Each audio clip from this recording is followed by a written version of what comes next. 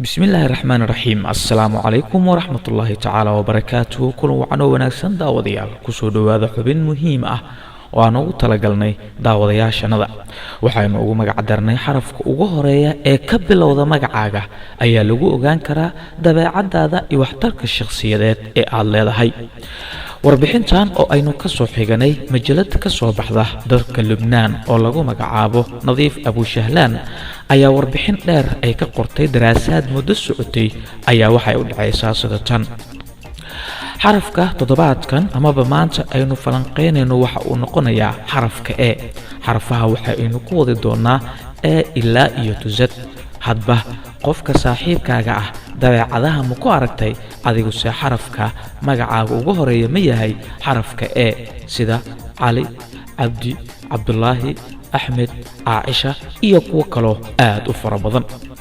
xarafka e waxaa la leeyahay xarafka e waa xaraf astaan u ah aqliga, waxaana lagu yaqaanaa dhiiranaan adkayn aad u fara badan marka uu rabo inuu socodsiiyo aragti uu qabo. waa qof haddii uu hogaamiye noqdo jecel inuu dunida dhan tuso jiritaankiisa iyo awooddiisa. waxa uuna leeyahay afkaar wanaagsan iyo aragti qiimo leh, waxaana lagu yaqaanaa himilo iyo doonis heer sare ah, xamaasad ballaaran.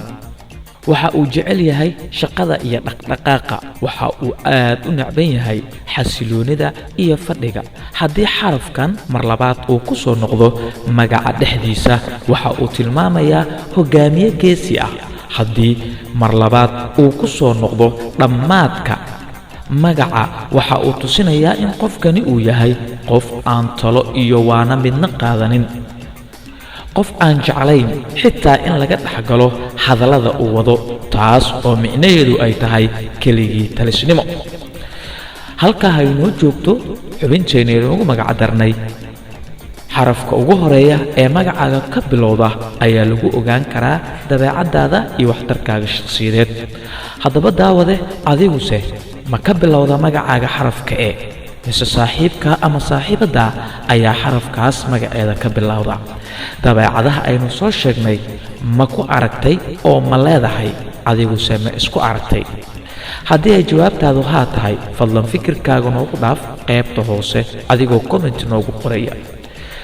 waa socdaal idin leh. bye bye.